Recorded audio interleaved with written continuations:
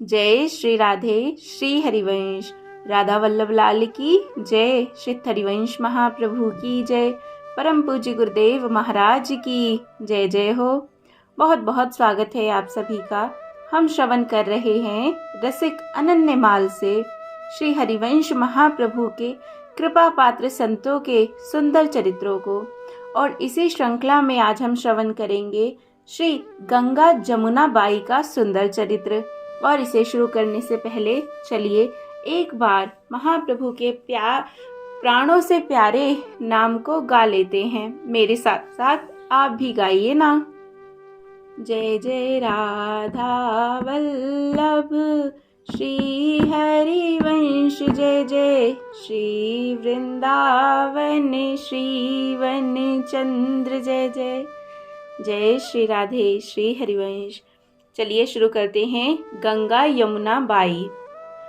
मुगल बादशाह हुमायूं के शासनकाल में यूं तो संपूर्ण ब्रज की मवासियों का क्षेत्र घोषित हो गया था, किंतु कामवन विशेष रूप से मवासियों का एक सुदृढ़ गढ़ था। तत्कालीन फौजदार के कामवन के मवासियों पर चढ़ाई की। दोनों ओर के बहुत से लोग मारे गए, किंतु बादशाही सेना के आगे मवासी सेना के पैर उखड़ गए और भाग गई। विजय में उन्मत्त यवन, जो स्वभावतः क्रूर और नृशंस थी, कत्लेआम करने लगी। सारा ग्राम लाशों का ढेर बन गया। जो भाग सके वे ही यहाँ वहाँ छिपकर अपने प्राणों की रक्षा कर सके। उन्हीं भागे प्राणियों में ही दो बालिकाएं गंगा और यमुना भी थीं, जो एकांत वन में जाकर छिप गईं। उस समय इनकी आयु मात्र 9 वर्ष की थी। ये हीन कुल में पैदा हुई थी तथा अत्यधिक सुंदर थीं। इनके माता पिता आदि सभी अभिभावक फौज द्वारा मारे जा चुके थे और ये भूख प्यास से व्याकुल रोती हुई इधर उधर भटकती फिरी। प्रभु इच्छा से एक वृद्ध वैष्णव मनोहर दास जी की नजर इन पर पड़ी। उनके पूछने पर इन्होंने अपनी करुण कथा कह सुनाई। उसे इन पर दया आ गई और सुरक्षा का आश्वासन देते हुए वह इन्हें मथुरा में स्थित अपने निवास स्थान पर ले आया। मनोहर दास संगीत कला के 3 अंगों में अतिशय निपुण था, अतः उसने अपनी बेटियों के समान इनका लालन पालन करना शुरू कर दिया। इन्हें संगीत कला की सम्यक प्रकार से शिक्षा देना प्रारंभ कर दिया। मनोहर और चतुर ये दोनों बालिकाएं भी दत्त चित्त हो कठिन परिश्रम करने लगी और 5 वर्ष की सब अल्प अवधि में ही इन्होंने संगीत कला का सम्यक ज्ञान प्राप्त कर लिया। अब ये दोनों युवा हो चुकी थी, अतः इनकी संगीत कला पूर्ण यौवनावस्था को देखकर मनोहर दास की चित्रवृत्ति दूषित हो गई और उसने निश्चय किया कि इन्हें बेचकर कुछ धनोपार्जन करना चाहिए। देखिए ना, यही माया होती है। सबसे पहले तो कितना सुंदर सत्कर्म किया कि 2 अनाथ बच्चियों को अपने घर ले आए, अपने बच्चों के समान उनको रखा और शिक्षा भी दी। लेकिन अब ऐसी गंदी नज़र, ऐसी गंदी बात उनके दिमाग में आ गई। कोई असली पिता तो ऐसा नहीं कर सकता। तभी कहते हैं ना, भगवान के आगे कोई कुछ नहीं है। वैसे तो पहले से ही मनोहर दास ने अपनी संगीत कला से बहुत सा धन संचय करके गाड़ रखा था, किंतु दिन प्रतिदिन लाभ लोभ अधिकाई, ये जो लोभ है ये बढ़ता ही रहता है। इसी नियम में उसकी बुद्धि भ्रष्ट हो गई। वह धनोपार्जन के उद्देश्य से आगरा आया और राजा मानसिंह को अपनी संगीत कला निपुणता से चमत्कृत करने के पश्चात इन बालिकाओं के रूप सौंदर्य एवं इनकी संगीत कला में पारंगत होने की चर्चा करने लगा। राजा के मन में इन्हें देखने सुनने की उत्सुकता जाग उठी। वह मनोहर दास को 1000 रुपये देने की कह रहा था, किंतु मनोहर दास 2000 रुपये से कम लेने को राजी नहीं हो रहा था। तब राजा ने मनोहर दास से कहा, तुम लड़कियों को यहाँ ले आओ। तुम्हारी बातों की यथार्थता को देखकर मैं तुम्हें 2000 रुपये भी दे दूंगा, बल्कि उससे अधिक धन भी दे दूंगा। मनोहर दास इन्हें आगरा ले जाने के लिए वापस मथुरा आया। किंतु यहाँ आते ही ज्वर से पीड़ित हो जाने के कारण वह गंगा यमुना से कोई बात नहीं कह सका। उसे यमदूत दिखाई देने लगे। अपना अंत समय निकट देखकर उसने अपने गड़े हुए 30,000 रुपयों का ठिकाना इन्हें बता दिया और उसी रात यमलोक को प्रस्थान किया। देखिए, अगर इसके मन में इतनी गंदी बात नहीं आई होती तो ये यमलोक नहीं जाता, बल्कि भगवान के लोक को जाता, निकुंज को जाता, वैकुंठ को जाता, गोलोक को जाता। लेकिन देखिए, इतनी गंदी बुद्धि रखने की वजह से इसको कहाँ जाना पड़ा? यमलोक। उसकी मृत्यु के पश्चात उसकी 30,000 रुपये की संपत्ति में से इन्होंने ही उसका दाह संस्कार एवं उत्तम क्रियाएं संपन्न की।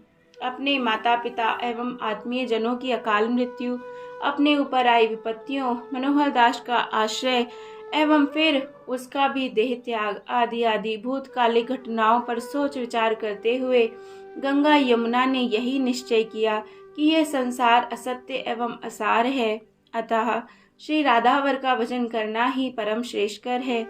यह ज्ञान इन्हें श्री परमानंद दास जी, जो कभी कभी संगीत सुनने की अभिलाषा से मनोहर दास जी के पास वृंदावन से मथुरा आया जाया करते थे, उनके सत्संग में प्राप्त हुआ था।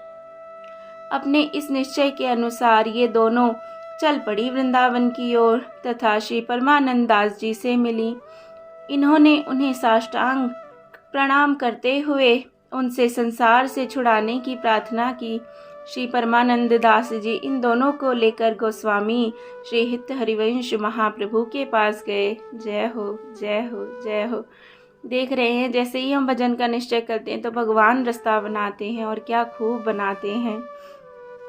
और उनसे सानुरोध विनम्र होकर बोले, श्री महाराज श्री इन दोनों बालिकाओं पर करुणा करके इन्हें अपनाने की कृपा करें।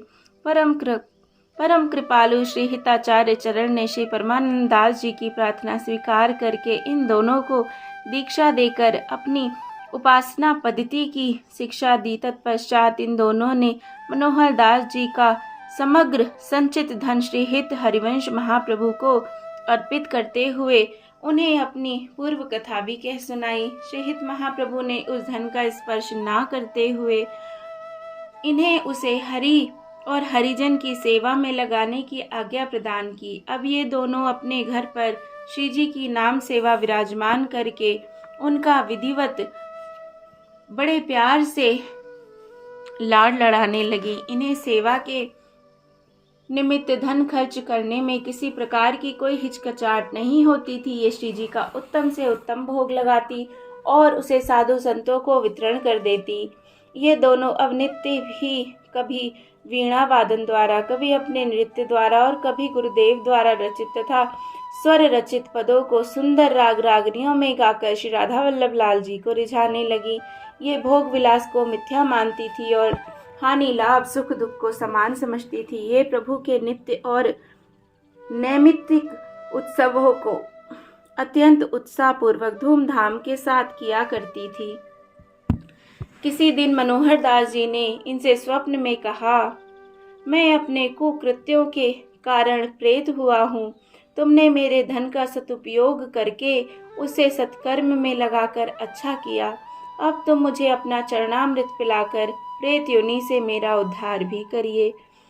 दूसरे दिन दोनों बहनें मथुरा गई और मनोहर दास के बताए हुए स्थल पर सब भक्तों का चरणोदक के साथ अपना भी डालकर मनोहर दास का प्रेत योनि से उद्धार कर दिया। तत्पश्चात इनके द्वारा वहां पर साधुओं का भंडारा तथा कीर्तन का आयोजन भी किया गया। मथुरा के तत्कालीन हाकिम अजीज बेग ने जब गंगा यमुना बाइयों की संगीत कुशलता और रूप सौंदर्य की बात सुनी तो उसने अपने अनुचरों द्वारा इन्हें अपने यहाँ बुलाने के लिए भेज दिया। इनके रूप सौंदर्य को देखकर उसकी दुर्वासना जागृत हो उठी और वह अनेक प्रकार के प्रलोभन देने लगा, किंतु ये दोनों कुछ बिना बोले उसकी दुर्वासना को समझकर मन ही मन में परमेष्ठ प्रभु का नाम स्मरण करने लगी। दुराचारी मलेच्छ ने उपयुक्त अवसर ना देख सोच विचार करने के लिए इन्हें एक एकांत स्थान में बैठा दिया। रात्रि होने पर जब उसके पास जाने को हुआ तो उसने देखा कि वहां द्वार पर एक विकराल सिंह इनकी रक्षा के लिए खड़ा है और उसे खा जाने के लिए भयंकर गर्जना करते हुए उसकी ओर चला आ रहा है। अजीज बेग उल्टे ही पैरों अपने घर की ओर दौड़ पड़ा और अपनी शैया पर ज्वर पीड़ित होकर गिर पड़ा। अत्यधिक वेदना के कारण रात्रि बड़ी कठिनता से व्यतीत हुई। ये दोनों तो श्री हित कृपा से पहले ही वृंदावन आ चुकी थी।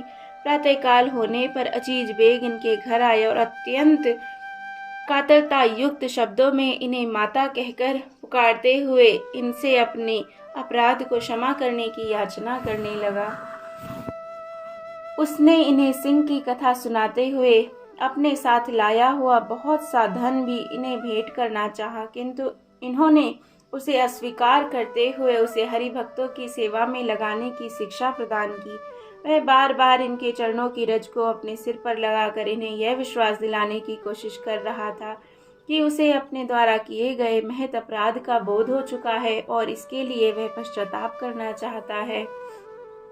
इन्होंने भी यह मानकर कि उसे अपने अपराध का एहसास हो गया है, उसे आदर के साथ विदा किया। अपने घर पहुंचकर वह सोचने लगा, यह परम सत्य है कि भगवान भक्त की रक्षा करने निश्चित रूप से आते हैं। जिस प्रकार की इन दोनों भक्तिमती माताओं की रक्षा के लिए श्री राधा वल्लभ लाल जी मेरे सामने सिंह रूप धारण करके प्रकट हुए थे, अब इन दोनों के प्रति उसका भाव मातृ भाव के समान आदरणीय हो चुका था। उसने पुनः बहुत सा धन किसी के माध्यम से इन्हें भिजवाया, यह कहते हुए कि हे माताओं, आप इसे अस्वीकार मत करना। इस धन से इन दोनों ने एक महोत्सव का आयोजन किया, जिसे देखने के लिए वह स्वयं यहाँ आया। यह देखकर कि मेरे बृहद महोत्सव के लिए सभी लोग गंगा यमुना बाइयों के भाग्य की भूरी भूरी प्रशंसा कर रहे हैं, वह अति प्रसन्न हुआ। अब उसका जगत के प्रति वैराग और हरिजनों के प्रति असीम अनुराग हो गया। वस्तुतः सत्संगति से बड़े पापी का भी उद्धार हो जाता है। वह उसे जिस भी प्रकार मिली हो, इस बात में किसी को कोई भी संशय नहीं करना चाहिए। जय जय श्री राधे, जय जय श्री राधे। कितना सुंदर, कितना भगवान पे जब हम आश्रित होते हैं, जब सच में हमारा कोई नहीं होता, तो प्रभु हमारी पल पल रक्षा करते हैं। उसका बहुत बहुत सुंदर उदाहरण है ये। देखिए, जब इनकी शरणागति नहीं हुई थी, जब एक तरह से आश्रित भगवान पे नहीं हुई थी, तब भी भगवान ने पहले उस मनोहर दास से इनकी रक्षा करी थी, और इसके बाद तो आश्रित होने पर तो करी ही। तो प्रभु तो हमेशा ही हमारी रक्षा करते हैं, चाहे हम उनके आश्रित हों या ना हों। लेकिन फर्क इतना होता है, जब हम आश्रित हो जाते तो हमें समझ आता है कि हाय, मेरे प्रभु मुझसे कितना प्रेम करते हैं, है ना। बहुत सुंदर, और भी आगे बहुत प्यारे प्यारे हम चरित्रों का श्रवण करेंगे। अगर आपने चैनल को सब्सक्राइब ना किया हो तो ज़रूर करें। जय जय श्री राधे, जय श्री राधे। श्री हरिवंश राधा वल्लभ लाल की जय हो, जय हो, जय हो।